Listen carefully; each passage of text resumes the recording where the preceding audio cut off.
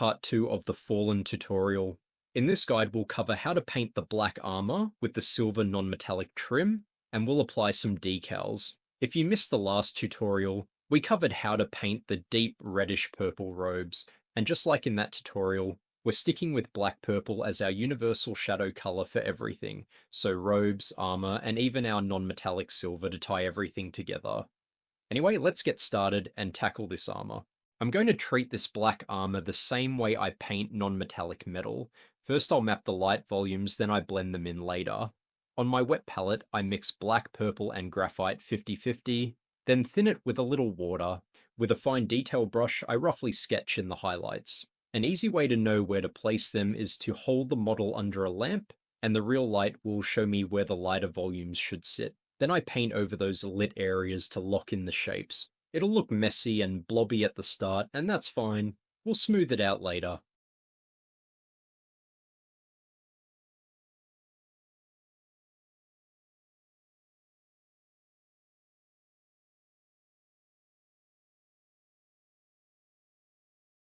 To make the armor dynamic from every viewing angle, I also like to add a secondary light source. To do this, I simply tilt the model and sketch a few smaller reflections using that same color. I also apply some thick edge highlights around these sketch sections to help expand the volume and frame the light. Once the rough light sketch is down, I paint over the top using graphite and applying this inside the previous layers, leaving the border visible. I also use this stage to highlight edges and add random scratches for texture. Again, don't worry about being neat. It's okay for this to look messy. In the next step, I'll show you an easy way to blend everything together. But right now is just about marking out the armor volumes. Now, to blend it all together, I take a slightly damp sponge and pick up some black purple. As you can see here on my arm, the consistency is very thin and transparent, like a glaze. I apply this over the light sketches in a few coats, letting each dry in between. Normally, when sponging, I use a dabbing motion, but for this, I instead drag the sponge across the surface rather than dabbing it. I find it gives a smoother finish, which is what I'm after here. You'll notice with each layer it smooths out the messy light sketches and knocks the brightness back down to a darker tone. And you can also do this with an airbrush using a similar glaze consistency.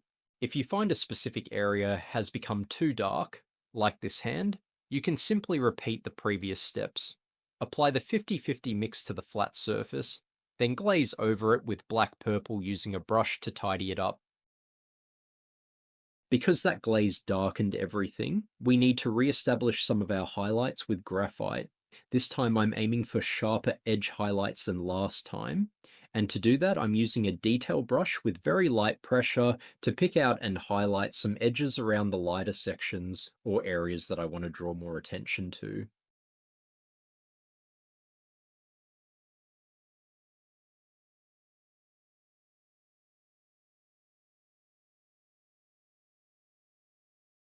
And that's the black armor done. Now let's move on to the silver non-metallic metal, which is primarily used on the shoulder trim.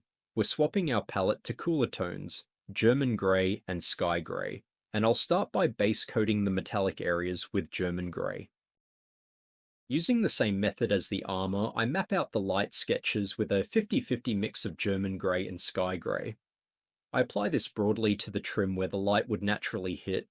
Just like with the armor, it's going to look messy at first, but we'll tidy it up later. Okay, this part is optional. I'm adding some secondary reflections to the black armor. I know we already finished the armor, but I completely forgot to do this while working on it, so I decided now was a better time than any. Basically, all I'm doing is glazing wine red onto areas of the armor that would reflect the robe. Because of how thin this glaze is, it's very subtle, but it really adds that extra level of detail. Anyway, let's continue painting this trim. I'll now go over the light sketch again, but this time with sky grey, focusing on the center of the previous layer and adding sharper edge highlights. Metallics naturally catch more light, so you want these highlights to be bold. And actually, not being neat here works in my favor. Adding those messy, scratchy textures makes the metal look more aged and beaten. Since the light's coming from above, the top of the trim stays bright.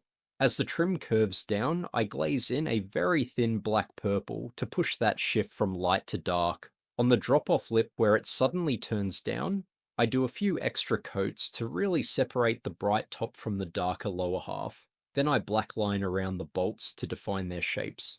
And finally, to make this trim really pop, I'm going to add some specular highlights using pure white, but only on the absolute brightest points, so just a tiny dot on the rivets, and fine lines on the top edges or any lip that is naturally facing upwards.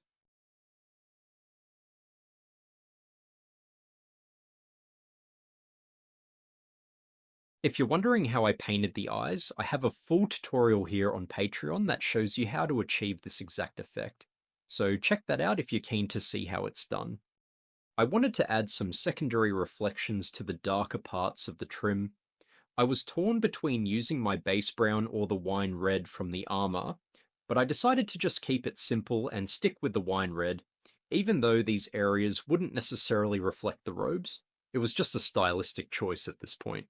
And I do this the exact same way I painted this on the black Armour, just using a thin down glaze consistency. After applying 2 layers, I was happy with how it looked, and that's the trim done. So let's move on to the leather.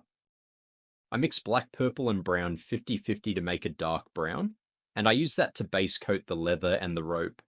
Next I start highlighting the leather by mixing cork into that base color, roughly 50-50. Then I do some thick scratchy edge highlights to build texture, keeping the strokes rough to sell that worn leather look. From there I add a bit more cork into the mix and do another pass of scratches over the top. And finally I go to straight cork for the last highlight, and I stipple and dot it in some areas to punch the texture even harder.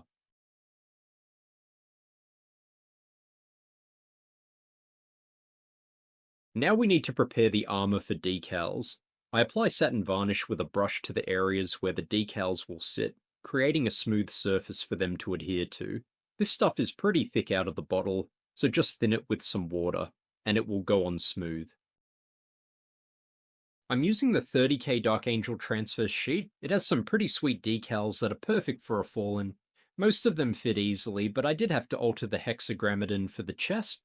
It wouldn't fit normally, so I had to cut it down a bit to make it sit nice and flush. To apply them, I just use a little bit of decal softener to help them conform. Honestly, these transfers go down very easily, and I had very little trouble getting them smooth.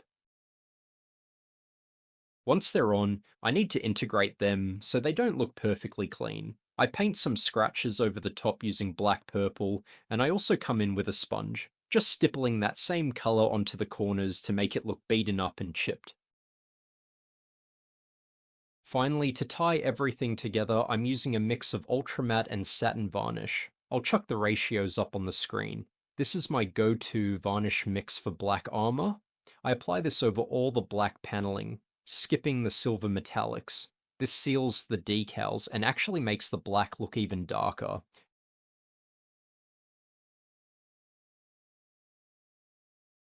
And with that, the armor is done. In the next guide, I'll show you how I do the base and the sword reflections. Thanks for watching, and I'll see you in the next one.